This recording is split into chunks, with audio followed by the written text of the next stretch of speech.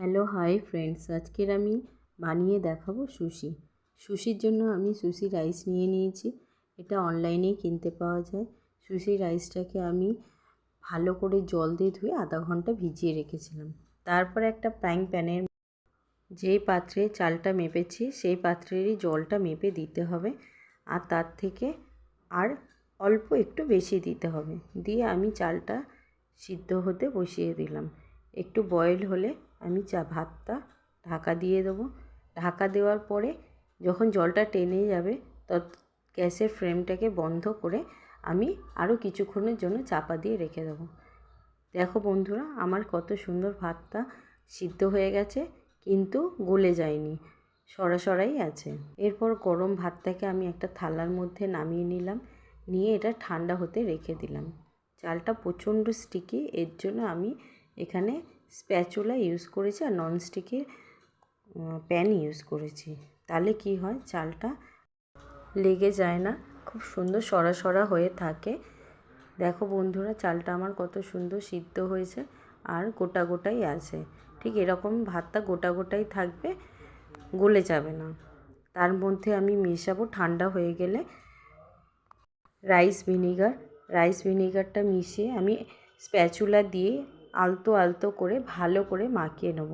ভাতটা ঠান্ডা হলেই আমাকে এটা মাখাতে হবে, না হলে ভাতটা পুরো ভেঙে যাবে। সুশি বানানো খুব কঠিন না, খুব সহজেই হয়ে যায়। একটু ধীরে ধীরে মেজারমেন্টগুলো ঠিকঠাক করে করলেই সুশিগুলো পারফেক্ট তৈরি হয়ে যাবে। তারপরে আমি ভাতটা হয়ে গেছে, এরপরে আমি একটা সস বানাবো।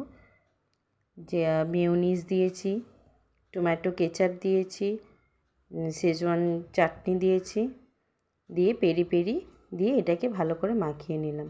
তারপর 1 চামচ হোয়াইট ভিনেগার দিয়ে এটাকে আমি রেডি করলাম। এরপরে আমি যেহেতু চিংড়ি মাছ দিয়ে করব, তার জন্য আমার চিংড়ি মাছটাকে ফ্রাই করে নিতে হবে। তার জন্য আমি একটা ব্যাটার তৈরি করব।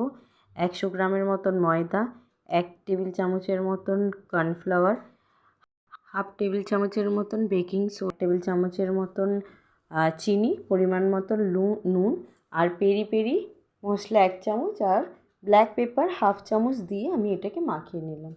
কিছুটা পরিমাণে আর্ধেক করে দিলাম, শুকনো রাখলাম, আর কিছুটা আমি ব্যাটারটাকে লিকুইড করলাম। এই লিকুইড করে অল্প অল্প জল দিয়ে আমি লিকুইড করছি। একবারে বেশি জল দিলে হবে না, অল্প অল্প পরিমাণ জল দিয়ে আমি একটা লিকুইড ব্যাটার করে নিলাম। আমার ভিডিওটা ভালো লাগলে please like, share, comment, subscribe করবেন, ফলো করে রাখবেন। তারপরে আমি এই চিংড়ি মাছগুলোকে একটু নুন আর 1 চামচ ভিনিগার দিয়ে ভিজিয়ে রেখেছিলাম আধা ঘন্টার জন্য। তারপরে এই লিকুইড ব্যাটারি দিয়ে, শুকনো ব্যাটারে আগে দিয়ে কোটিং করে তারপর লিকুইড ব্যাটারি দিয়ে তারপরে গরম তেলে আমি ফ্রাই করে নিলাম। চিংড়ি মাছটা আমার ফ্রাই হয়ে গেছে। এবারে একটা নড়ি নিলাম, নিয়ে এই নড়িটাও অনলাইনে আমি কিনেছি, চাল আর নড়িটা। সুশি ম্যাট কিনে নিয়ে আমি বাটার পেপার দিয়েই আমি এটাকে ফোল্ড করব।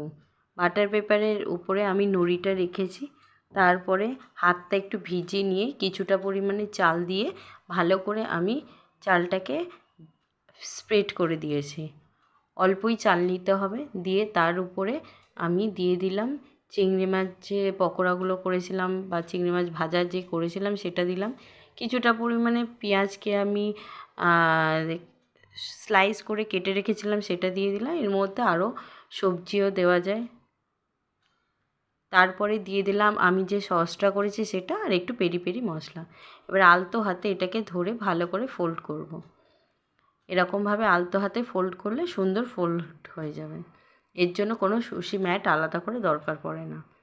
দেখুন বন্ধুরা, আমি করলাম, কত সুন্দর ফোল্ড হয়ে গেল। একটা খুব ধারালো ছুরি নিতে হবে এগুলোকে কাটার জন্য, না হলে কাটিংটা ঠিক হয় না। আমি একটা ছুরি দিয়ে এটাকে কেটে নিচ্ছি। ঠিক এইরকমভাবে কেটে নিলাম। কেটে নিয়ে এটা পিস পিস করে আমি এর উপরে যেই সসটা করেছিলাম সেই সসটা আমি দিয়ে দিলাম। তৈরি হয়ে গেল আমার সুশি। ভালো লাগলে প্লিজ একটু লাইক, ফলো করবেন। Thank you so much. আমার এই চ্যানেলটা দেখার জন্য অসংখ্য ধন্যবাদ।